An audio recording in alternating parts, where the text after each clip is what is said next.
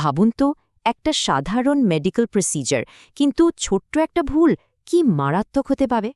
২৫ minute. হ্যাঁ, ঠিকই শুনছেন। জীবন বাঁচাতে একজন রোগীর ঠিক এতটাই দেরি হয়েছিল।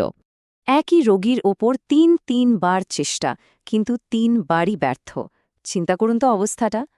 শিরাগুলো যেন লুকিয়ে গেল, ক্যানুলা ঠিকমতো বসলই না, আর রোগীর উদ্বেগ তো বেড়েই চলল। কিন্তু প্রশ্নটা হলো, কি ভুল হয়েছিল? কেন এমনটা হলো? প্রথম ভুলটা ছিল শিরা বাছায়। ঠিকমতো না দেখি একটা দুর্বল শিরা বেছে নেওয়া হয়েছিল। আর বারবার চেষ্টা করার ফলে রোগীর কষ্ট আর ভয় দুটোই শুধু বাড়ছিল। এখানেই আসে একটা বড় শিক্ষা। কখন থামতে হবে আর সাহায্য চাইতে হবে এটা জানা খুব জরুরি। টেকনিকটাও ঠিক ছিল না। ক্যানোলা ভুলভাবে ঢোকানোয় শিরাটায় যাকে বলে ব্লোন হয়ে যায়। তো এই ঘটনা থেকে আমরা কি শিখলাম? এখানে 4টে জরুরি লেসন আছে।